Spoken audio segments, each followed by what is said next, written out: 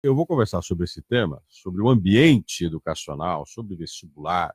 Qual é a relação que se estabelece entre filhos na escola, pais e na hora que você tem que colocar isso tudo à prova, como, por exemplo, na busca de uma vaga numa universidade pública, como vai acontecer agora no domingo, como também durante o ano todo, né? Eu tenho aqui comigo o Ricardo Suzuki. Ele é formado em matemática, ele é orientador educacional.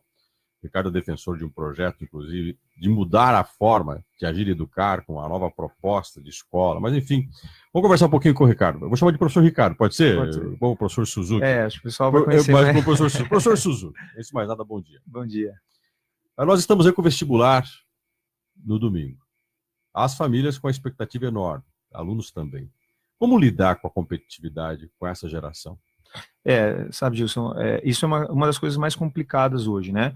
Hoje eu costumo dizer que existem os alunos que estudam pesado, existem, claro, aqueles alunos que ainda não conseguiram engrenar num estudo um pouquinho mais, mais pesado, mas dentre esses muitos alunos que se preparam muito bem, que fazem o seu estudo conceitual, resolução de exercícios, o grande diferencial hoje para que ele conquiste a sua aprovação é a parte emocional. Né? São essas questões emocionais. Questão emocional não é só eu vou chorar na hora da prova, eu vou me desesperar na hora da prova, eu vou gritar na hora da prova, eu vou desmaiar na hora da prova. Também pode chegar a esse extremo, né? E tem alguns que chegam.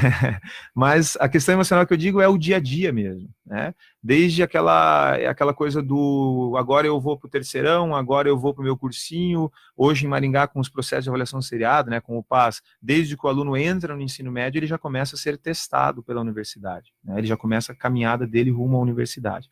E aí, nesse momento, pequenas conversas ou pequenas coisas que são colocadas para esses alunos já fazem muita diferença, do tipo, e aí, que curso que você vai fazer? Nossa, mas é esse? Ou muitas vezes alunos que têm ali 1, 2 anos de cursinho chegam para almoçar no domingo, ou chegam para almoçar amanhã no sábado e o tio fala assim, nossa, mas você vai fazer vestibular amanhã? Ainda não entrou na universidade? São pequenos detalhezinhos que geram uma pressão gigantesca na cabeça dos alunos, né? E que fazem uma diferença muito grande na realização da prova. Porque muitos dos nossos alunos têm relatado assim, Suzuki, na hora da prova, na hora do vestibular, eu pego uma questão, por exemplo, a primeira questão do vestibular, eu tenho dificuldade e aí minha cabeça já remete a todos os problemas, se eu vou ter que fazer cursinho ano que vem de novo, o que meu pai vai falar, Ele meu nem tio vai... resolveu a prova, a cabeça dele já está lá na frente. Exatamente, que é o que eu falo que numa prova de vestibular você tem que saber errar, né? Acertar todo mundo sabe.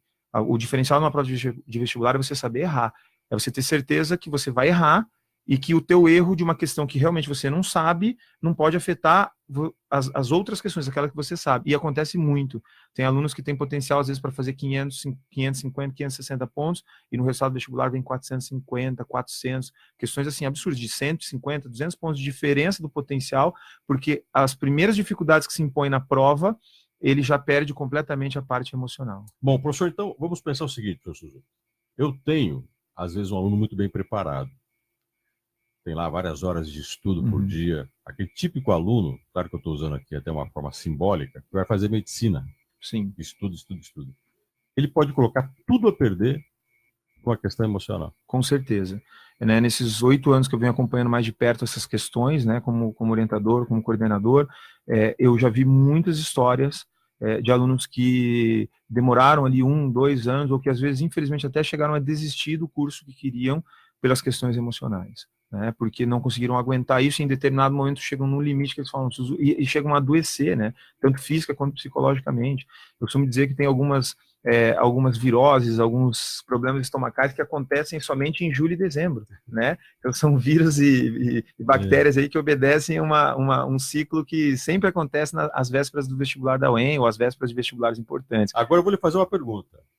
De quem é a culpa disso? Porque os pais ficam pensando assim, poxa, mas eu dou toda a infraestrutura para o meu filho, ele não trabalha. A gente está brincando aqui, o Suzuki, antes da entrevista, que na nossa época a coisa era mais a cobrança. Eu Exatamente. quero que você resolva. Hoje os pais falam, pô, mas eu te dou toda a estrutura, você não trabalha, tem acesso a uma boa escola, bons professores, e não deu certo. Aonde que está a falha? De quem é a culpa? Assim? É até interessante, sabe disso, porque assim, primeiro eu acho que a primeira questão eu acho que a culpa, ninguém tem culpa especificamente, a culpa é de todos nós, na verdade, que lidamos com a educação. Mas a culpa está muito onde? Em a gente discutir pouco essas questões. A gente discute coisas, às vezes, muito burocráticas, né? Qual o conteúdo que vai cair? Se o item 08 tinha que ser verdadeiro, tinha que ser falso. A gente discute algumas coisas muito burocráticas, assim, se vai ter sociologia ou se não vai ter sociologia. Se vai cair tal conteúdo, Exatamente. Tal conteúdo. E a gente esquece de discutir o que é mais importante na educação, que é, nós estamos falando de gerações diferentes. Né? Nós estamos falando de gerações, e que inclusive existem nomes para essas gerações, existem cientistas, psicólogos, psiquiatras, pedagogos que estudam essas gerações, geração X, geração Z, geração Y, né? Agora a geração Alfa, que é a mais nova das gerações. Agora né? Voltou o alfabeto de novo. Voltou. Então, assim, a gente tem. É preciso discutir isso, porque, por exemplo, até para a gente. Então, a culpa é da falta, talvez, de diálogo em relação a isso. É a gente achar que a gente tem que educar gerações diferentes, de maneiras iguais, para ter os mesmos resultados. Você pode fazer coisas diferentes para obter resultados iguais, mas educar essas duas gerações diferentes de maneiras iguais, com certeza não vai dar bom resultado. Né? Uma coisa que eu queria te perguntar, tu não tem filhos, né? Quem tem filhos, para e pensa nisso, né? Eu tenho filhos, mas enfim, já não são tão novos assim, com 14, vai enfrentar o vestibular em algum momento. Mas aquela ideia fundamental de que a gente tem uma relação com o filho que tem que ser um pouco diferente da forma de como a gente era filho. Exatamente. Então, por onde que ela parte? Exatamente. Porque a gente era muito cobrado, por onde que eu consigo fazer meu filho chegar onde ele precisa? Porque uma das coisas que eles mais sofrem, que eles relatam, é assim, Suzuki, meu pai chega e fala assim, não, porque no meu tempo eu trabalhava, estudava e conseguia. Agora você só trabalha, Porque o que acontece? As dificuldades impostas às gerações, elas são diferentes. Então, você tinha uma geração, primeiro, muito mais concentrada em qualidade do que quantidade. Então, a informação que você tinha era uma informação que era dada pelos seus pais. Então, se eu quisesse saber o significado de uma palavra, ou se eu quisesse saber como funciona uma questão, eu vou dar um exemplo básico. O meu filho quer falar sobre uma espécie de uma cobra. Se eu quisesse saber isso, eu tinha que ir numa Barça, eu tinha que ir num livro, eu podia perguntar para meu pai às vezes poderia não ter esse conhecimento. Hoje, eles têm acesso muito rápido, ele pega o celular dele, ele digita no Google, espécie tal, e ele sabe todas as informações. Agora, quando eu digo sabe todas as informações, o que essa geração faz? Ela é muito rápida. Ela consegue a primeira informação, ela pega o título de uma notícia e ela acredita naquilo como uma coisa que é verdadeira. Então ela tem acesso a uma quantidade muito grande, a pouca qualidade, e por eles terem sido menos cobrados, inclusive desde a infância, eles não se acostumaram com isso. Eles têm uma área do cérebro, da parte de resistência, tem um psicólogo belga, que hoje ele é professor da Universidade de Paris, que inclusive ele fala sobre isso, ele fala assim, as crianças de hoje, a geração Z, ela tem menos resistência cognitiva.